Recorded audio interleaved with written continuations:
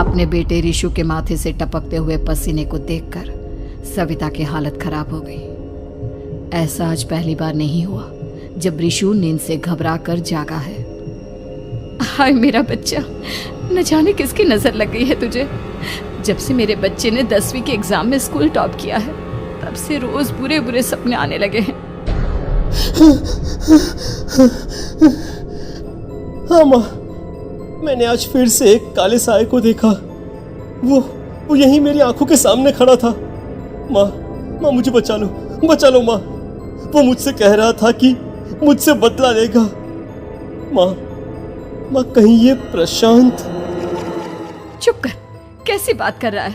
दोबारा उसका नाम मत लेना। तुझे पता है ना, उस प्रशांत ने आत्महत्या कर ली, तो बार बार उसका नाम मत लिया कर। मम्मी, क्या सच में प्रशांत ने आत्महत्या की थी? चुप कर, बहुत सवाल पूछता है आजकल। और फिर रात के वक्त सविता के पूरे घर में एक अजीब सा काला धुआं छाने लगा। गहरी नींद में सोई सविता की जैसे ही आंख खुली उसका दम घुटने लगा। वो दौड़कर रिशु के रूम की तरफ गई, जहां उसके दरवाजे पर घूमती एक काली परछाई देख वो बुरी तरह से घबरा गई। कौन है वहाँ? कौन है? सामने आओ। ये मैं हूँ, तुम्हारी काली करतूत।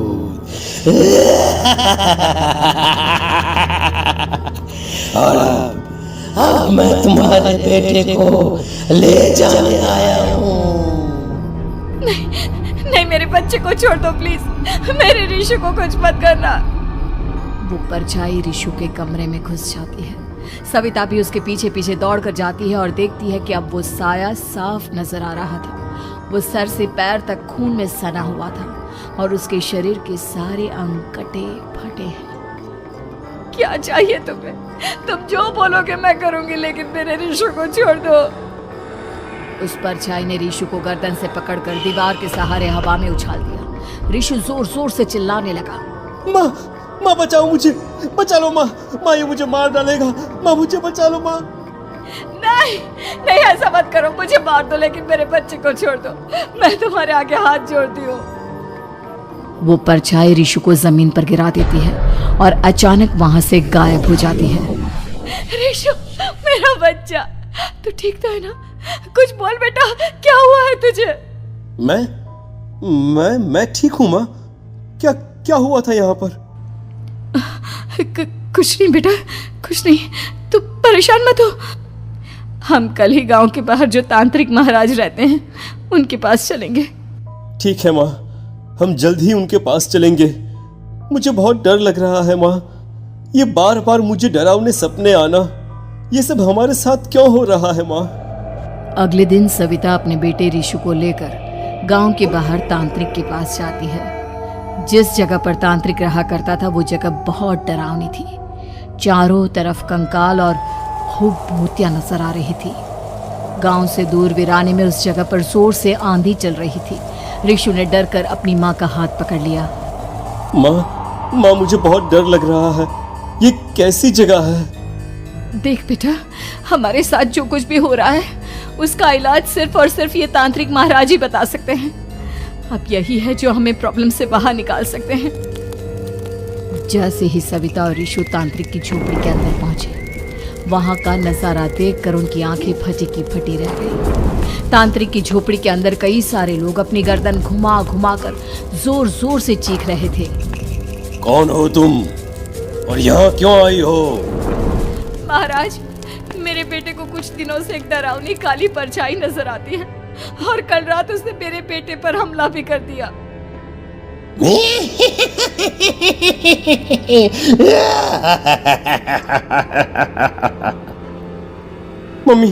मम्मी हमें यहाँ से चलना चाहिए। ये जगह मुझे ठीक नहीं लगती। नहीं बेटा, ऐसा नहीं कहते। रुक जाओ, 2 मिनट के लिए रुक जाओ। क्या कहा? काली परछाई? तुम्हारे बेटे पर किसी काली परछाई ने हमला किया? हाँ महाराज, वो कह रही थी कि वो मेरे बेटे को कुछ कर देगी। कोई उपाय बताइए महाराज, मेरे बेटे के साथ कुछ गलत नहीं होना चाहिए। तुमने किसी दूसरे के साथ गलत किया है। तो तुम्हारे साथ भी गलत होकर ही रहेगा। तुमने किसी की जान ली है, किसी को मार डाला है तुमने। नहीं महाराज, मैंने ऐसा कुछ नहीं किया। मैंने किसी की जान नहीं ली। मुझे कोई उपाय बताइए। लगता है तुम इतनी आसानी से नहीं मानोगी।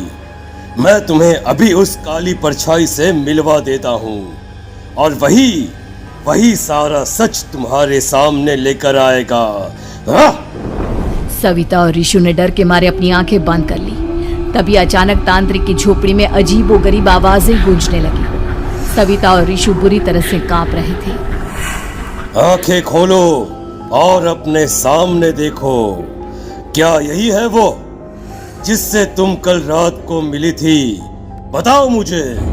हाँ, इसने कल रात मेरे बेटे के ऊपर हमला किया था।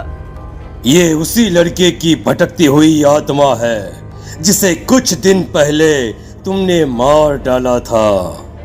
मम्मी, ये महाराज क्या कह रहे हैं? क्या सच में आपने किसी की जान ली है, किसी को मार डाला है?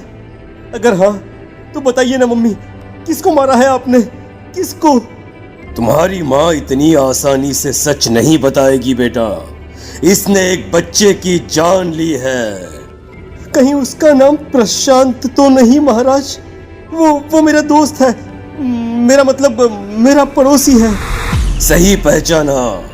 देखा सविता, तुम्हारा खुद का बेटा भी जानता है कि तुमने किसी के प्राणों की बलि चढ़ा दी और इसीलिए अब उसकी बुरी आत्मा तुम्हारे घर में भटकती है। मुझे माफ कर दीजिए महाराज, मुझसे बहुत बड़ी गलती हो गई। प्रशांत हमारे पड़ोसी का बेटा था। हर बार उसके नंबर मेरे बेटे से ज्यादा आते थे और इसलिए मैंने उसके कमरे के बाहर काला जादू किया था, पर मुझे नहीं पता था कि वो मर जाएगा। तुम्हारे उसी काले जादू वाली गुड़िया के अंदर एक बुरी आत्मा थी जिसने उस बच्चे के दिमाग पर बुरा असर कर दिया और उसी की वजह से उस लड़के ने अपनी बालकनी से कूदकर आत्महत्या कर ली। इसकी वजह सिर्फ और सिर्फ तुम हो, तुम। नहीं महाराज, जो कुछ भी हुआ मुझे नहीं पता था कि प्रशांत अपनी जान दे देगा। प्रशांत की आत्मा इस वक्त तुम्हारे सामने खड़ी है, हमसे बात करना चाहती है। बोलो क्या कहना चाहते हो? मैं जीना चाहता था, बड़ा होकर कुछ बनना चाहता था। आपके बेटे से मुझे कोई परेशानी नहीं थी। अरे वो तो मेरा अच्छा दोस्त था। मुझे माफ कर दो बेटा, मुझसे बहुत बड़ी गलती हो गई, मुझे माफ कर दो। माफ करने से मुझे वापस जिंदगी नहीं मिल जाएगी। मेरे माँ बाप आज भी मेरे लिए रोते हैं। आपने मेरे साथ बहुत गलत किया है, बहुत गलत। और तभी अचानक प्रशांत की आत्मा वहां से गायब हो जाती है। सविता जोर जोर से रोने लगती है। सुन लिया तुमने? ये तुम्हारे अपने ही किए हुए पाप हैं जो इस तरह से तुम्हारे सामने आ रहे हैं। माँ, ये आपने अच्छा नहीं किया। सिर्फ 10th बोर्ड के एग्जाम में मैं टॉप कर पाऊं, इसलिए आपने मेरे दोस्त के ऊपर काला जादू कर दिया। नहीं मम्मी, नहीं, अब हम कभी खुश नहीं रह पाएंगे, कभी नहीं। मेरे दोस्त की आत्मा को कभी शांति नहीं मिलेगी मम्मी, कभी नहीं। लेकिन मैंने जो कुछ भी किया सिर्फ तुम्हारे लिए किया। वो लड़का हमेशा फर्स्ट पोजीशन पर आ जाता था और इस वजह से हमेशा तुम्हारे मार्क्स कम पड़ते थे। मैंने तो सिर्फ उस पर एक छोटा सा काला जादू किया था बेटा। मुझे क्या पता था कि उसका ये नतीजा निकलेगा। जिस गुड़िया को तुमने उस लड़के के कमरे के दरवाजे पर लगाया था, दरअसल उसके अंदर एक बुरी आत्मा का प्रवेश हो गया था, जैसा कि अक्सर काला जादू करते समय हो जाता है। मुझे अपनी गलती का एहसास हो गया है। मैं प्रायश्चित करना चाहती हूँ, आप बताइए मैं क्या करूँ? प्रशांत के घर जाकर उस काली गुड़िया को वहां से निकालकर यहाँ लेकर आओ। मैं उसे आग में जलाकर राख कर दूंगा और उसके बाद प्रशांत की आत्मा को हमेशा के लिए मुक्ति मिल जाएगी। अगली रात सविता चुपचाप अपने पड़ोसी प्रशांत के घर जाती है। प्रशांत के माँ बाप प्रशांत की मौत के बाद उस घर को छोड़कर हमेशा के लिए वहां से चले गए थे।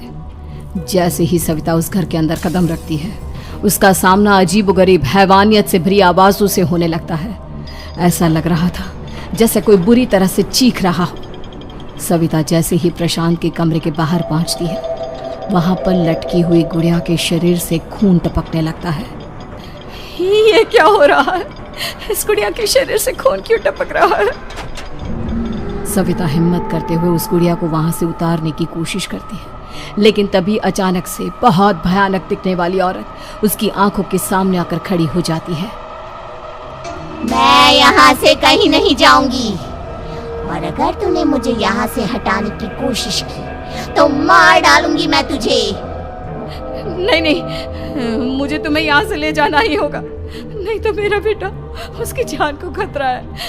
मैं तुम्हें नहीं छोड़ सकती। अगर तुम्हारे अंदर हिम्मत है तो मुझे इस घर से बाहर ले जाकर दिखाओ।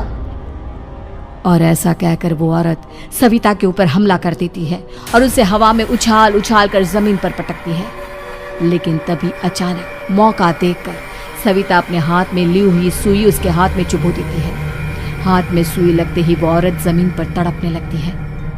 ये क्या किया तूने? ये क्या कर दिया? तुझे ऐसा नहीं करना चाहिए था। तांत्रिक ने मुझे कहा था कि तुझसे जीतने का सिर्फ यही एक तरीका है जिससे मैं अपने पापों का प्रायश्चित कर सकती हूँ और अपने बेटे की जान बचा सकती हूँ। और उसके बाद वो डरावनी दिखने वाली औरत एक छोटी सी जादुई गुड़िया में तब्दील हो गई और सविता ने उसे ले जाकर तांत्रिक को दे दिया। तांत्रिक ने जादुई गुड़िया को आग के हवाले कर दिया।